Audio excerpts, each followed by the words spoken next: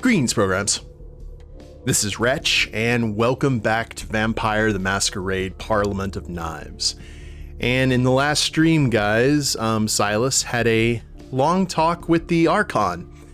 And in that conversation, Silas told her all kinds of things that are probably going to shake the very foundation of the Camarilla here in Ottawa to its core. But I guess we'll have to see the consequences of that as we go on. Now we're moving on to chapter number 9, Conviction. And let's see where the story goes from here. You wake feeling refreshed and vitalized, and for the first time in weeks, your insatiable hunger doesn't seem to have grown while you slumbered. Nevertheless, you decide to start the night right. If you learned anything lately, it's that you need to be prepared for any eventuality. You get dressed and fetch your gun from the front room. Fasten it back on your belt where your coat will cover it up sufficiently. Out for the evening, sir? Gerard calls from his office. You half expect him to have some rather urgent news for you. Perhaps Corliss's offices have exploded this time. But thankfully there's nothing to report, and the old retainer simply wishes you well before going back to his work. Are things starting to slow down? You shake your head as you walk out into the crisp night air. You know better than that. Where do you plan to sate your cravings? We don't really we fed just quite recently. Yeah, we're satisfied.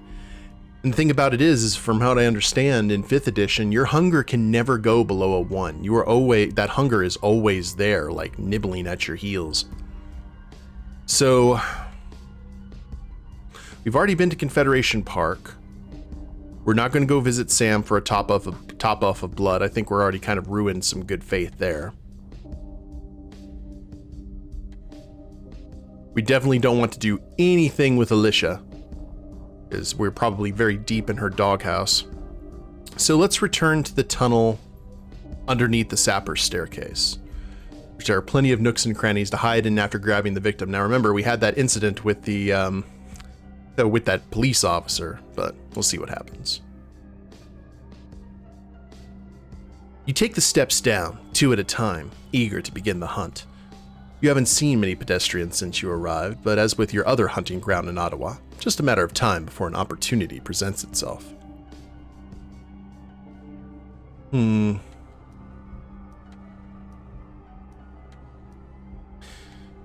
So we can hide in the dark of the larger shade trees and bushes, or we can go to the double doors marked restricted area and hide inside until we hear the sound of a mortal passing by.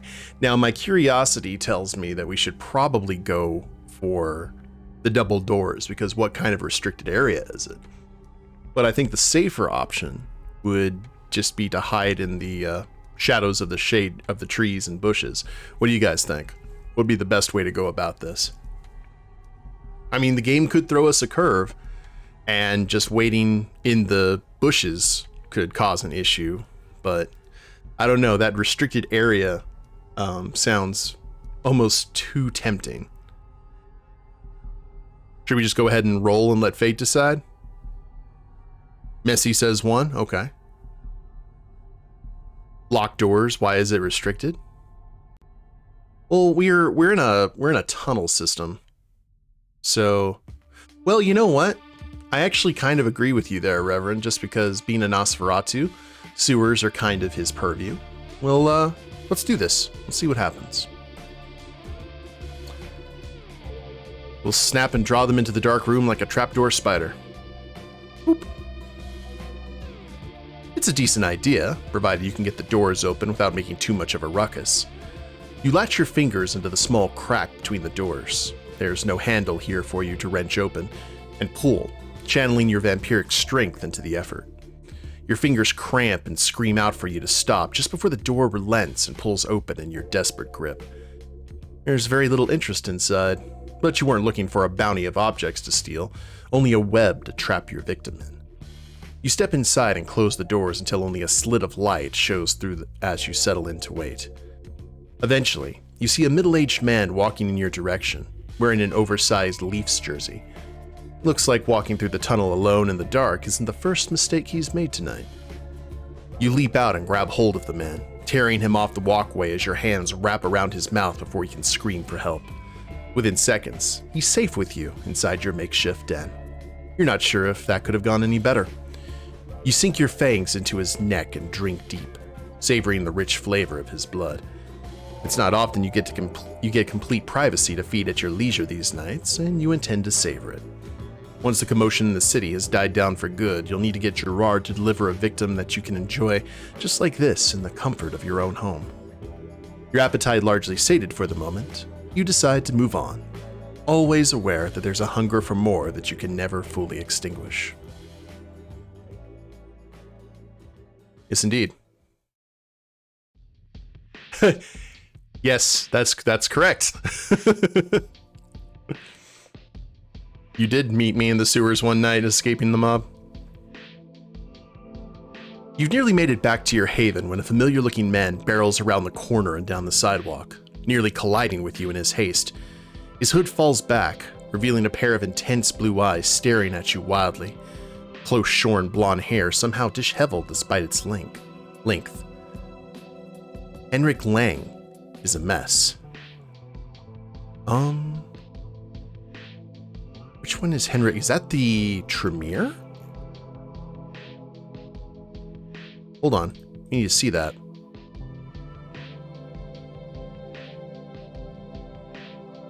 Oh, yes.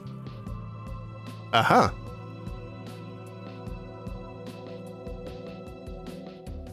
How far is your haven? He grips your coat desperately. Is it close? You nod, deeply disturbed to see a Primogen acting in such a fashion. There's something after him that could frighten him so. What does that say for your chances if it catches up? Good, he says. Take me there, quickly.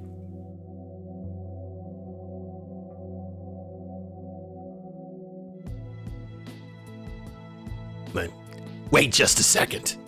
I'll help you if you slow down and tell me what's going on. We don't have time, Lang says, looking back over his shoulder. She can't be that far behind me. Who? Who's after you? Keith's sewer raid didn't destroy all of Quebec City's Tremere. They want to take over the Ottawa Chantry and use me like a puppet. Take all of my research and give it to that filthy Otar Karna. You said you help, so let's go. He lost you about halfway through that, but you get the gist. You lead Lang down a less busy side street, watching carefully for threats before disappearing into one of the only shops on your block still open this time of night. We can't stay here, Lang says, pulling his hood up to cover his face. I assume your haven is more defensible? I'm just making sure we're not followed, you say. I'm not an elder or a Primogen. I don't stay in a fortress. But my door's reinforced and there's only one way in or out. Plus, Gerard's no slouch. He bites his lip and dabs the pinprick of blood on his left index finger. I'm not without my own defenses either, Silas. Don't let my demeanor fool you. I'm no easy meat. Well then why? Lang anticipates your question. They drained me. The invaders drained me almost dry in their laboratory. I've spent decades experimenting on my own vitae, and now not only am I weakened from sustained injuries, but she intends to use my own research against me. The store clerk is starting to watch him warily, so you decide to take a quick look outside. The streets are clear. Confident as you can be that you're not being followed, you lead Lang the rest of the way to the sewer grating leading to your home. The Primogen gulps, and when you consider why he might have that reaction, it's hard to blame him. Last time he was in the tunnels beneath the city, he'd been held captive for days. What are we waiting for? He says, shaking himself out of it and prying open the manhole cover. Let's go. The sheriff was determined to hold me accountable for the actions of House Karna, Lang says as he removes a tall piece of thick fabric from a pack at his waist. He waves you aside before unfolding it and draping the rectangle in front of the door like a welcome mat. If you value your unlife, don't touch that until I remove it. Any vampire coming in through there is going to get one hell of a surprise. What were you saying? You ask. House Karna? What is that? You decide not to rebuke him for presuming to set a trap in your own haven, at least for the moment. If the powerful warlock really is hunting him, you might need all the firepower you can get. A minor schism in the House of Tremere, Lang says, trying to wave it off as if it's no big deal. It's not difficult to tell he's lying about the severity of the rift between factions, at least not when he's this flustered. Children with no respect for the rules that have kept us strong for centuries. They'll be swept aside soon enough. But in the meantime, they're dangerous in small clusters, and they have a tendency to infect those they come in contact with.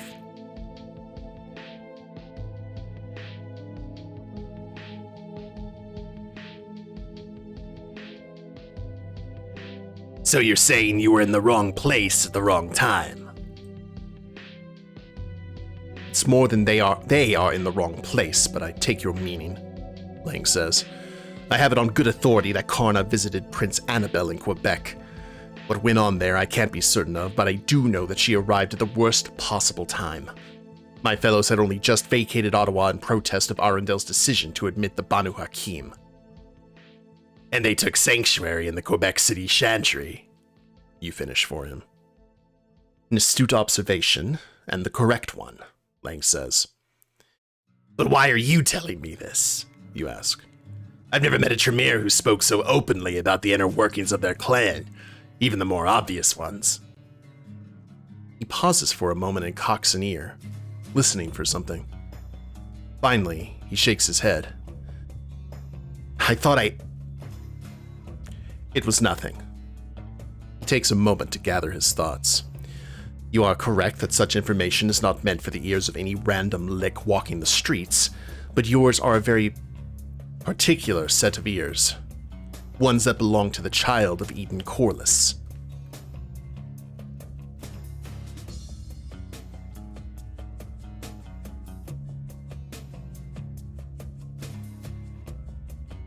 Then why would you want Corliss to know about internal Tremere issues?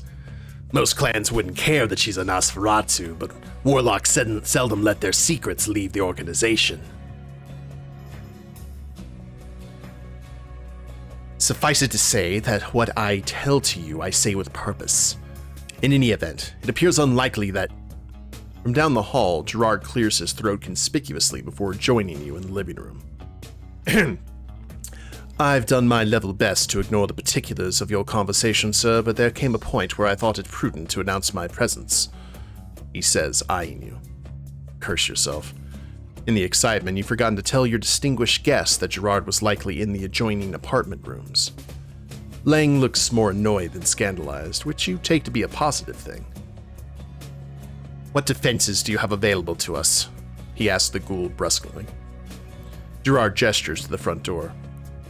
A single entrance point, reinforced by steel plating and 5 deadbolts, which I've already engaged remotely from my office. He gestures to a .44 Magnum strapped at his belt. I stopped a blood-starved vampire cold with this fine weapon once. He pats the grip fondly. It's not often that you get the chance to see Gerard showing off, and you're mildly amused by how he's hamming it up for your guest. It's also a classic. 3 more of varying qualities are available if you'd like to take a look, sir. Lang seems unimpressed. Well, I'll leave that in your capable hands, then. A sharp chirping noise cries out from Gerard's office computer, and he hastily trots to examine the cause before returning with a distressed look on his face. There's a woman out there, sir. She's standing alone, not moving a muscle. Let me see. Lang pushes past him into the study to get a look at the security feed. A string of curses follows him, all sense of decorum forgotten in his haste.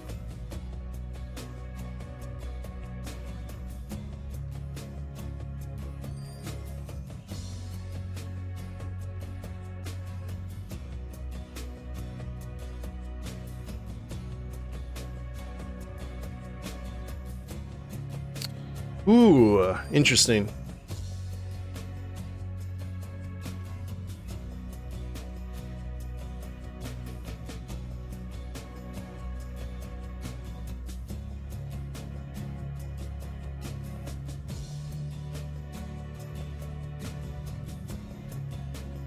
So we have a choice of like hiding in the shadows and seeing whatever happens, That's kind of what I go to specifically. We're also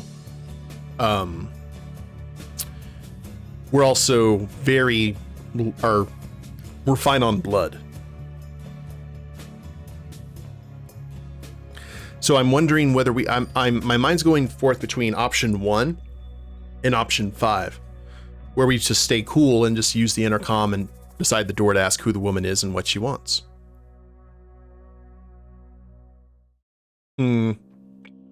What do you guys think?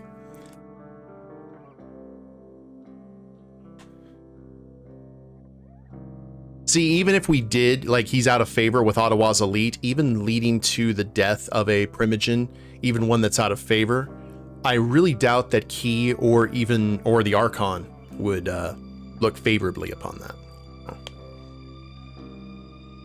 We're not in the Sith and or Sabbat, so... I'm gonna go ahead and roll a dice here.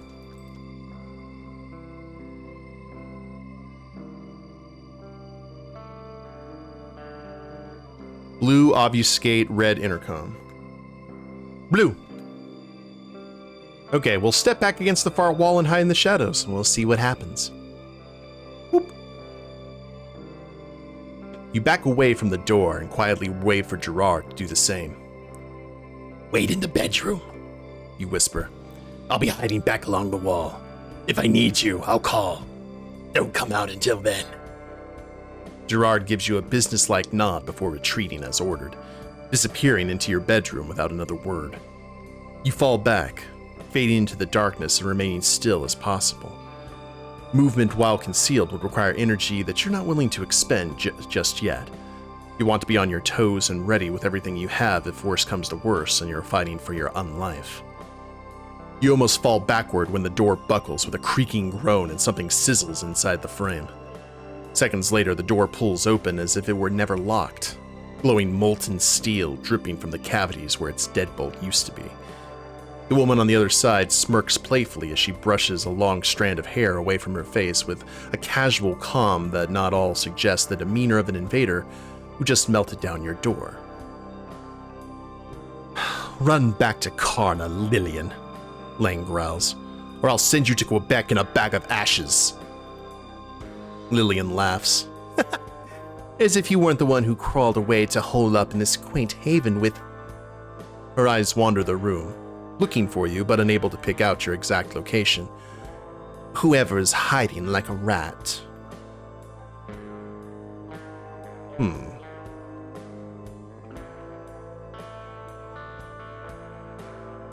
If she steps inside, she'll trigger Lang's warded trap. I'll allow her to make the first move.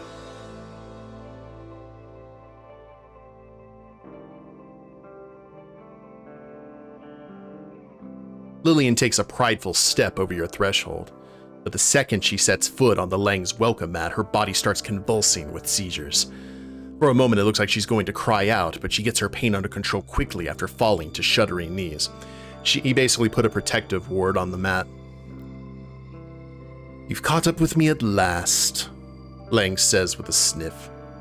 He's pulled back his hood and any sign of blood sweat has been wiped clean.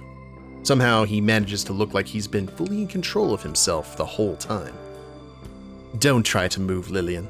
Not that there's much of a chance of that after what you've just been through.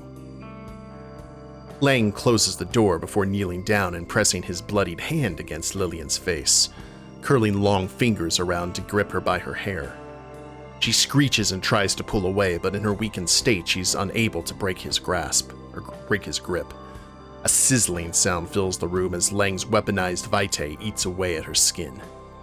Oh wow, so you have a choice now in VTM when you take blood sorcery of choosing abilities that are more related to the old school Tremere or more related to the old school Asimite. And one of the things you can do at level 5, I think it's level 5, is you can basically turn your blood into an acid, which is kind of sick. I think the other version of that is you basically can boil people's skin or boil people's blood while, they're just standing there. Kills mortals instantly and does aggravated damage to supernaturals. When he finally pulls back, there's a hand-shaped scorch mark on Lillian's cheek, peppered with tiny blisters and burst blood vessels. She's panting like a mortal and doing everything in her power to keep from collapsing. The wound doesn't seem to be mending. If anything, it's getting worse. Convinced that the battle is over before it began, you step away from the wall to get a better look at Lang's handiwork. Fortunately, you've managed to keep yourself out from between the two of them, and you're still in one piece to prove it. Taking your cue, Gerard joins you. Not to overstep, Gerard says cautiously. You're not sure if his words are directed at yourself, Lang, or both of you. But if this woman is one of the targets for the sheriff's blood hunt, it might be a good idea to plan what to do with her before she's found here. Lang looks at you. Is your ghoul always so brazen? He's practical and he's rarely steered me wrong, you say. Besides, he has a point. What are we doing with her? He kneels down and picks up the warded cloth, folding it neatly and placing it back in his pack, and as he considers your question.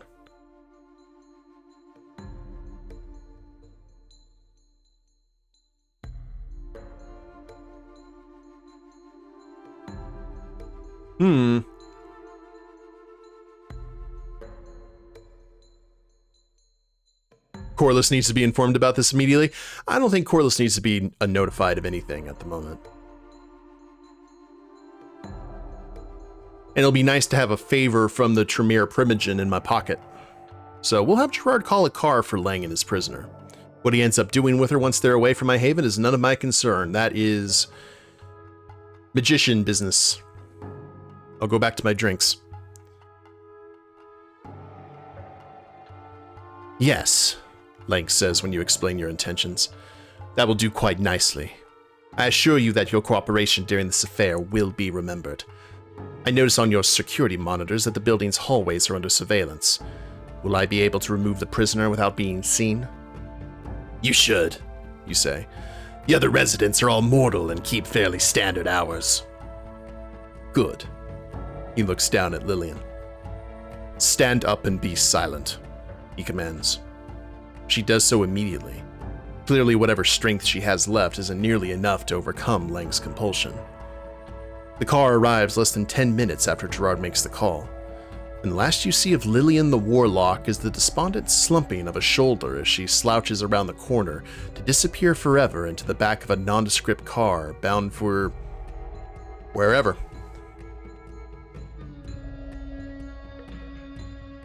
You spend the first hour after Lang leaves tense and ready for anything.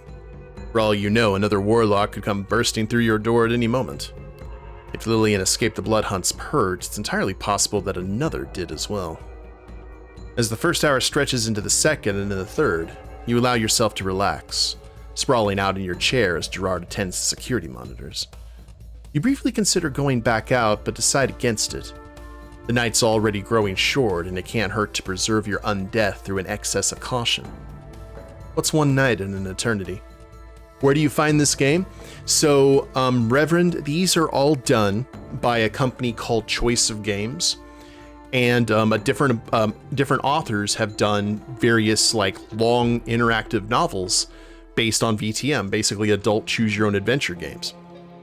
So I'd look up Choice of Games on Steam.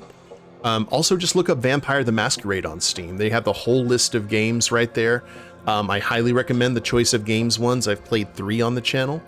I played Night Road, which you play a vampire, Out for Blood, where you play a human in a vampire-infested city, and then this one called Parliament of Knives, where you get involved into the politics.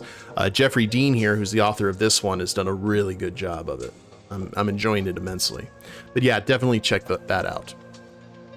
All right. What's one night in eternity? Let's retire for the night.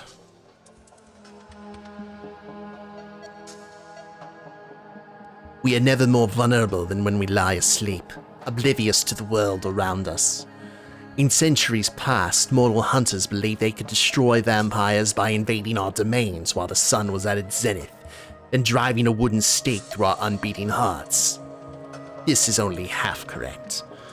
Even if the stake pierces our chest in perfect fashion, we do not meet final death. In fact, We are most easily revived, provided help is rendered with the appropriate alacrity. Eden Corliss, memories of a lecture at the dawn of your unlife. Yeah, they have all kinds of different games, not just VTM stuff. At first there's pain, sharp and complete, as your body succumbs to an assault you never had the chance to see coming. Powerless to resist, you feel your body go weightless as someone hefts you from your luxurious bed and carries you into the living room, limbs drooping and useless. Can't even open your eyes. You're placed in a chair and interminable seconds pass as you listen to a groaning from another room. Gerard? Can't even call out to him. Can't do anything but wait. Without warning, something, a bag, is shoved over your head and a rope is pulled tight around your neck.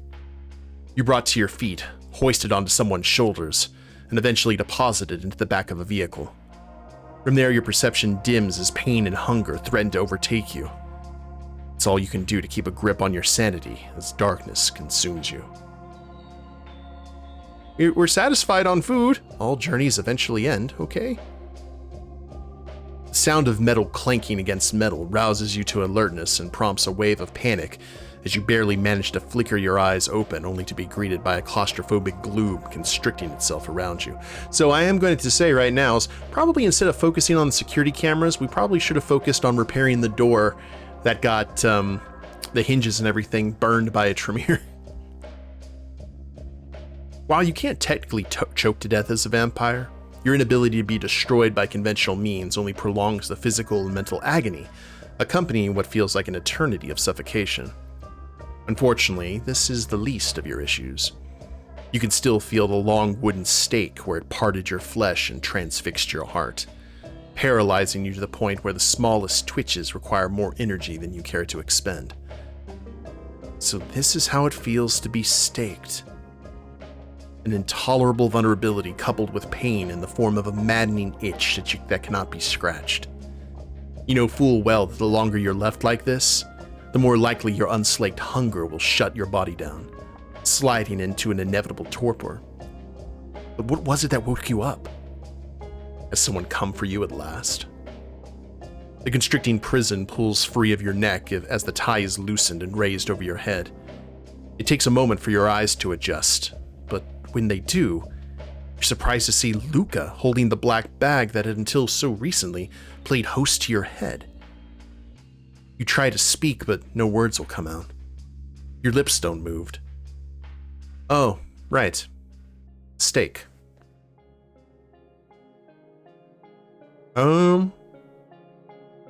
That's our sister, if I recall correctly.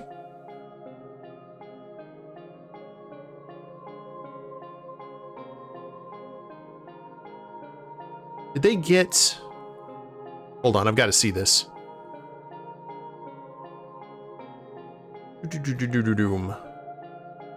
We're still satisfied with our hunger. That's good.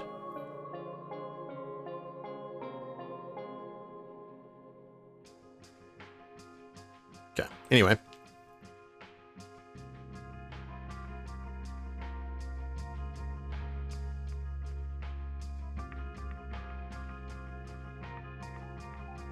I'm going to remove it, Lucas says. She's watching you warily, nose wrinkled as if she's smelling something awful. You wonder if the stench is coming from you, but you can't so much as inhale properly to get a sense of your own stink. Your mind is wandering, easily distracted onto nonsensical tangents. You hear me, Silas? I'm taking it out, but for a few minutes you're going to wish I didn't. Be on your best behavior or you'll wish I left you like that. She must see some confirmation in your eyes, because she moves closer and raises her hand. Whatever you do, don't try to move. You nod in agreement, but motion is impossible. You're utterly at her mercy. You suppose it could be worse. Corliss could have been on the other side of that bag. Or a Sabbat planning to drain your vitae slowly through 1,000 cuts. Focus. You need to focus. Your sister grips the end of the stake firmly and rips it free of your body. It vacates your chest cavity with an obscene sucking sound, glistening with the wetness of your dark, sluggish blood. She steps back before you can move to join her and pushes a button on the wall. A door of thick steel bars crashes closed in front of you, propelled by some unseen mechanism. The air feels disturbingly sterile, and a quick sniff informs you that the walls and floors have been heavily scrubbed with bleach, as well as several other chemical cleaners. It's similar to other interrogation chambers you've encountered. 2 chairs, off-white walls, and an uncomfortably bright fluorescent light scorching the center of the room while leaving the corners dim. There's not much of a question as to where the focus point is. Stand back, away from the bars, she warns. They're warded by blood sorcery. The state you're in, that might be enough to finish you off. And despite what Corliss may have said, I don't think you deserve to suffer that kind of final death.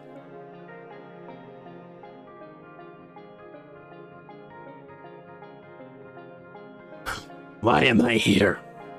What happened? You're here because our sire ordered you to be brought here. You managed to hold back a comment about that being obvious. She seems rather uncomfortable being in this position already, so maybe it would be best to just let her talk. She pulls a pad and pen from her front pocket and flips the pad open to the first page. I wasn't given all the details, but she's accusing you of providing inside information to the Anarchs and conspiring against both her and the Camarilla.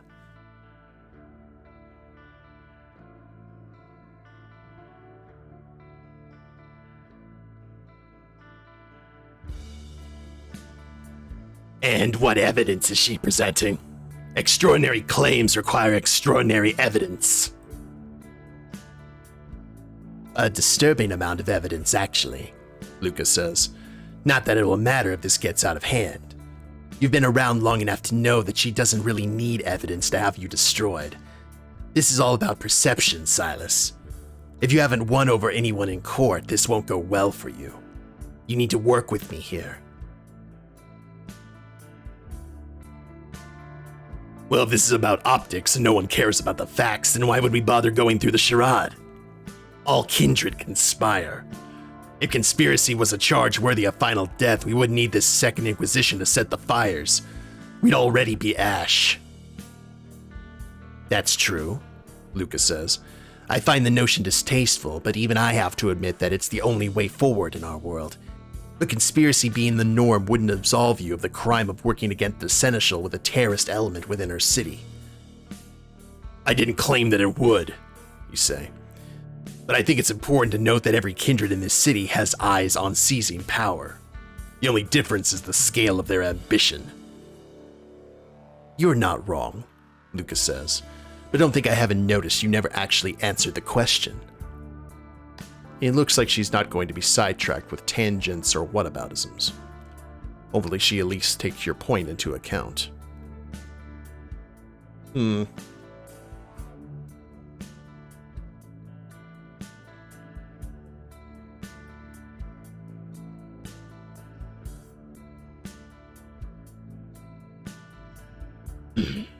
I never conspired against Corliss, the Anarchs. That's about as directly as I can answer your accusation. Direct is appreciated, Lucas says. I was starting to get worried you were more interested in philosophy than clearing your name. I just wanted to prove my point, you say, appreciative that she's at least taking you seriously. If I just come out and immediately started shouting denials, would you have believed me? It's usually not a good look, no, Luca admits. A fair point. I've been loyal to Corliss since my embrace. It wouldn't make any sense to switch sides now, when she's so close to gaining praxis. I'm not suicidal enough to oppose a prince in her own city. I haven't changed that much. I've been gone for years, overseeing Corliss's overseas accounts, Lucas says. As long as I've known you, you've always been loyal. But clearly a great deal has changed in recent times. Even the last few weeks have seen more change in the first decade of my embrace. People change, kindred change, and I'm here to determine how you've changed.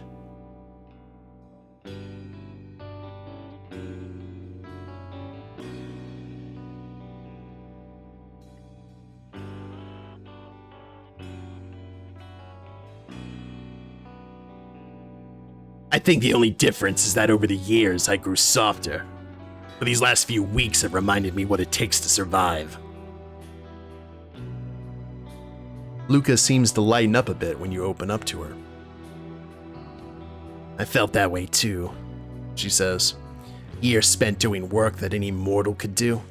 Sure, the business taught me a lot, but what's the point of having all this power if we sit behind a desk all night? It wasn't all bad, you say.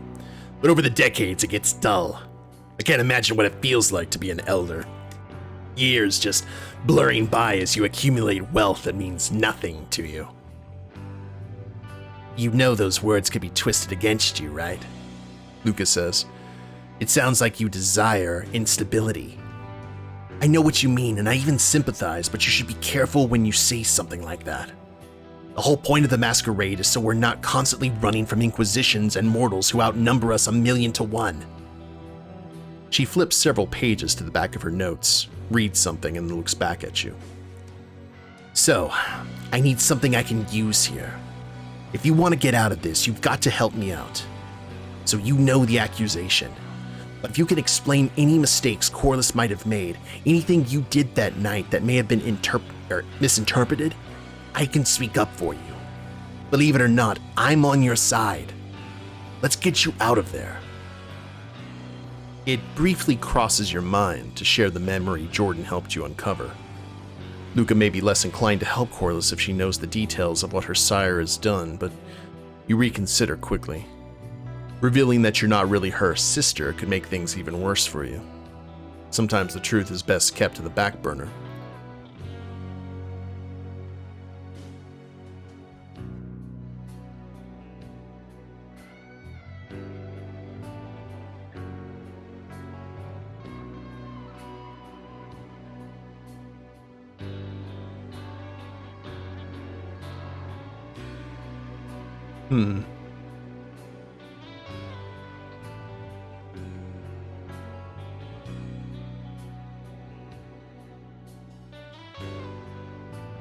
You know what? I actually like this.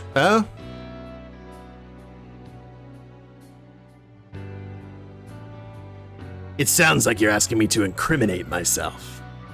If there's actually evidence, show it, and I'll explain why the interpretation is mistaken.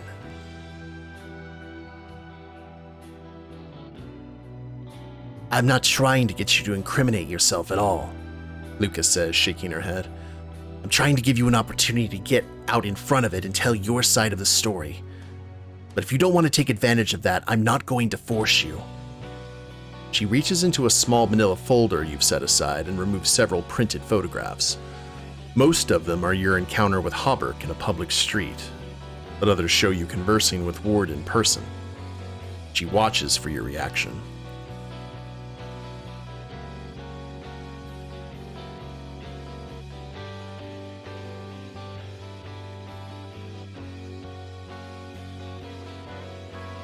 Yes, those are photos of me. It's well known at this point that Ward has been following me around trying to recruit me. That doesn't mean I ever actually worked for him.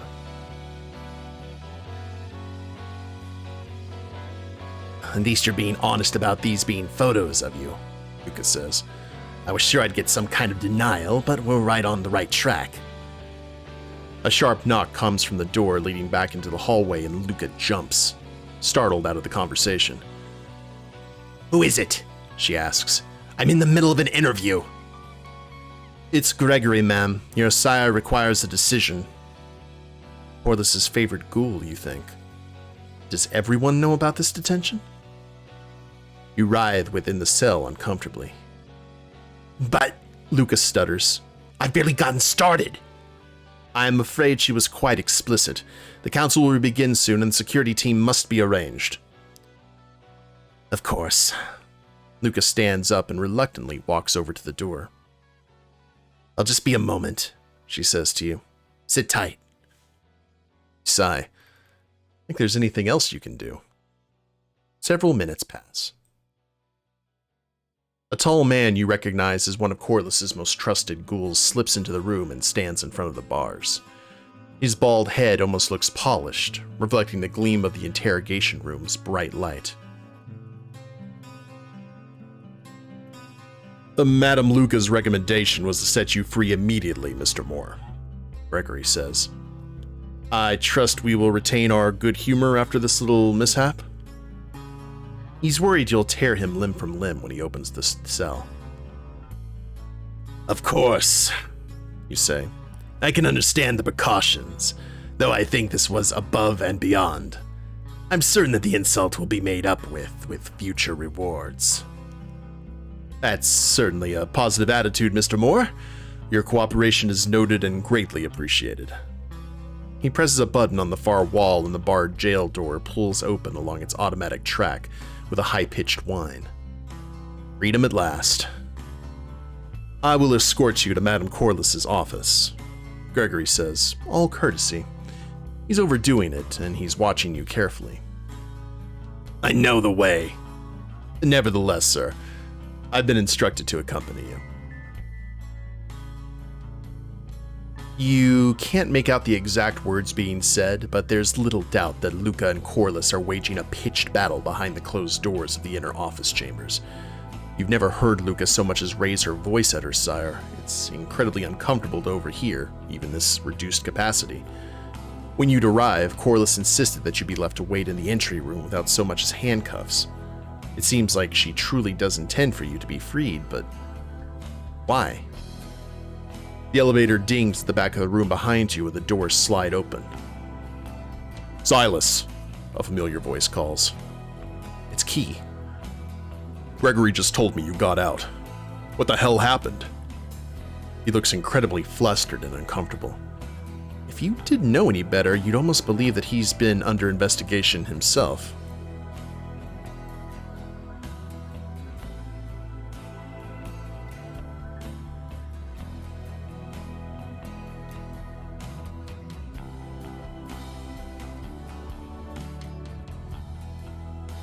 Nothing much. Just forced into a cell against my will, interrogated, and then let go because no charges stuck. Key winces. And here I thought I got it bad. On the positive side, we're both still standing here. Well, I can't imagine she'd throw her sheriff in a jail cell, you say. Oh, she didn't. She wouldn't dare. At least not yet, he says. She's nervous. The council she's calling tonight is probably the most dangerous thing she's attempted in her unlife. She intends to crown herself prince when it's fairly clear that a good portion of the council doesn't approve. She's running checks on everyone, myself included. Being honest with yourself, it wasn't hard to see this coming, but the timing is highly suspect. Rushed. What was she asking you about? She wants to keep you in her corner? It would be understandable if she wants to secure her position. He lowers his voice so you can barely hear him. Just a string of extremely uncomfortable questions about my investigations into Alicia and our little foray into the basement. He spreads his hands. She knew, but I don't know how she knew. You nod toward the office door. The argument with Luca has gone quiet since you began talking with Key. Any idea what's going on in there? I suppose they're figuring out what to do with Kashif. Kashif? That's not what you expected to hear at all. What about Kashif? He tried to assassinate Corliss while you were being interrogated, just after I was brought downstairs. I heard it from one of the ghouls. She was apparently quite insistent that I wait out here, though if she makes me wait much longer.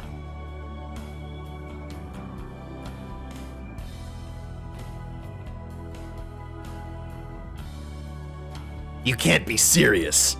Kashif just walked in there and tried to assassinate her in her own building? I wish I were joking, he says.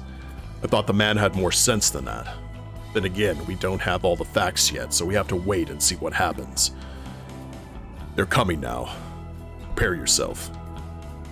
Corliss pushes open the heavy wooden door and locks eyes with you. She's impeccably attired in a tailored dress so dark that one might be forgiven for mistaking its smoky blue for black, and she's wearing just enough makeup to look naturally flawless to the untrained eye. She's prepared for a council meeting, all right. There's no doubt about that. Kashif's body is sprawled out on her desk in the office behind her, a thick wooden stake jutting out of his chest. She looks you in the eyes. I erred on the side of caution. You must not hold your sister accountable for my decisions. She turns to Luca. Any embarrassment you may have experienced is not the fault of Silas. I need the two of you working together with my security team. Understood? The assassin may not have been a lone wolf.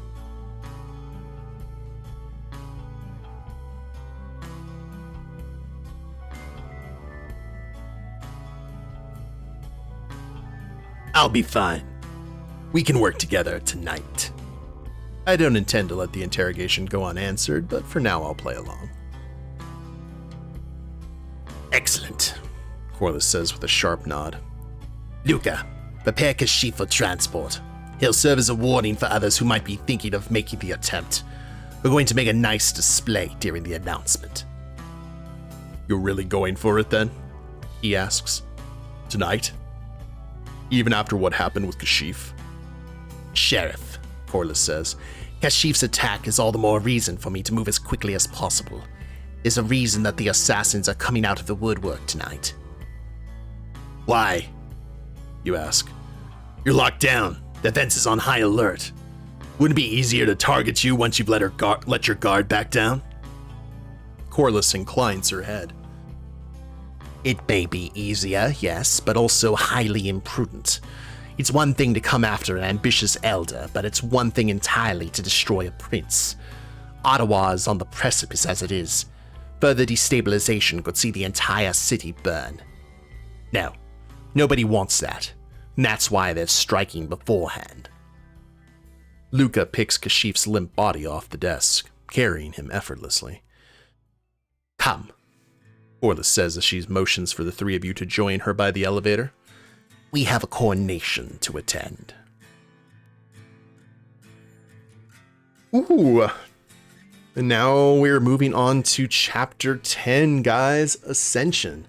So I'm wondering if this is the final chapter of the storyline. It wouldn't surprise me. Or no, I bet there's probably a chapter 11 and chapter 12 of maybe Aftermath. But that's interesting. It looks like things are building to a crescendo. Because, you know, normally when it comes to ascensions and coronations and these kinds of stories, things don't go smooth, to say the least. But I guess we'll have to find out in the next episode, guys. I hope you all have enjoyed it. If you haven't followed the Twitch channel, please do so. I try and stream on Tuesdays, Thursdays, Saturdays with random times in between. And if you're watching the replay of this on YouTube, I have a link down in the description below to the Twitch channel, as well as a link to the Steam store where you can get your own copy of VTM Parliament of Knives and see how your story goes as a Primogen's child. And I also have a link down to my Extra Life page where I'm raising money for my local children's hospital via the awesome Extra Life charity. So please check those out if you feel so inclined. Like, share, subscribe. You guys know the drill there. And we will see you next time. Later days, everyone.